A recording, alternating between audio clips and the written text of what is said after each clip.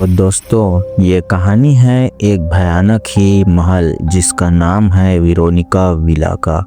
रात के 2 बज चुके थे। आयुष की आंखें अभी अभी खुली थी। फोन की स्क्रीन पर एक अनजान नंबर चमक रहा था। नेटवर्क डिस्टर्ब था, लेकिन आवाज़ आई। अगर जिंदगी चाहते हो तो कल रात वेरोनिका विला मत जाना। उसके बाद कॉल खुद ब खुद कट हो गया। वो आवाज़ किसी लड़की की थी जो कमज़ोर, डरी हुई और थरथराती हुई थी।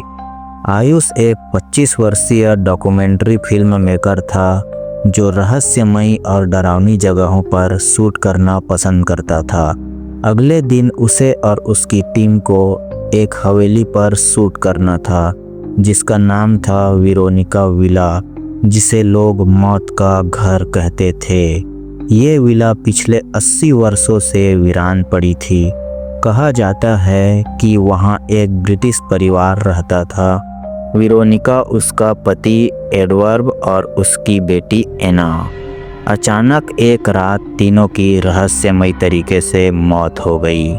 गांव वाले कहते हैं उस रात हवेली से किसी औरत की चीखें आई, जैसे किसी ने उसकी आत्मा चीर दी हो। कोई भी उस विला के पास नहीं जाता था, लेकिन आयुष का इन सब बातों पर विश्वास नहीं था। उसकी टीम में थी सिमरन, जो कि एक कैमरा ऑपरेटर थी, और उसकी करीबी दोस्त नील, जो सराउंडिंग इंजीनियर था, और इसकी टीम में थी टीना, जो कि रिसर्चर थी, जिसने विला के सारे रिकॉर्ड इकट्ठे किए थे। शाम के 7 बजे चारों अपनी वैन से विला पहुँचे। हवेली के बाहर बोर्ड था, दफन मत खोदना, जो दबा है वो जिंदा है। दरवाज़ा धक्का देते ही चरचर की आवाज़ के साथ खुल गया। अंदर बहुत घना अंधेरा था। धूल और किसी चीज़ की गंध आ रही थी।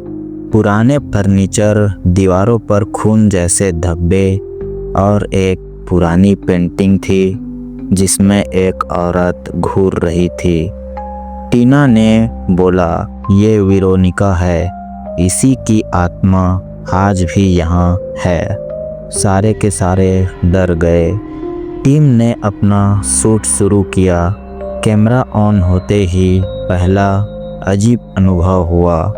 सिमरन ने कहा, ये देखो, कैमरे में कोई लड़की दिख रही है, लेकिन असल में कोई नहीं है। आयुष ने कहा, इसे क्लोजअप करो।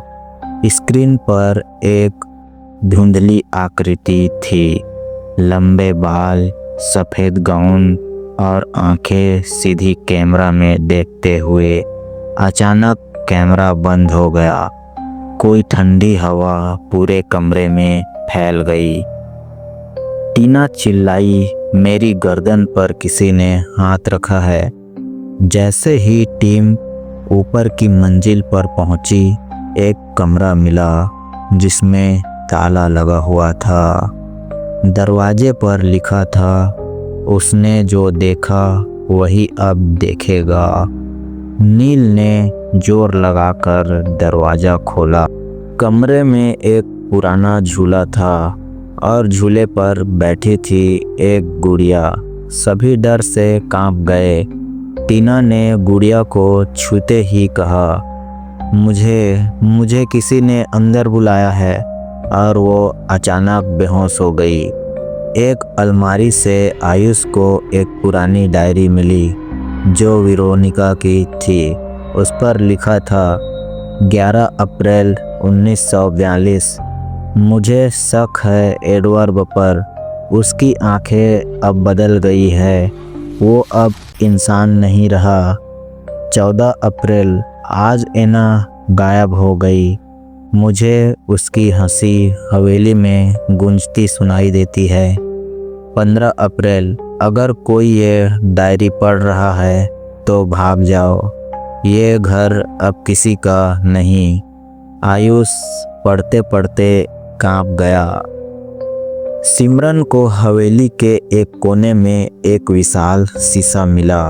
शीशे में उसकी परछाई नजर नहीं आ रही थी। अब उसने उसे ध्यान से देखा तो शीशे के अंदर वही लड़की खड़ी थी जो सफ़ेद गाउन में थी। तुम लौट नहीं सकोगे। अचानक सिमरन गायब हो गई। बस चीख की गूंज रह गई। नील अकेले ऊपर छत पर गया। वहाँ खून से लिखा था, अब अगला कौन मरेगा। वही दीवार पर वेरोनिका की आत्मा दिखाई दी।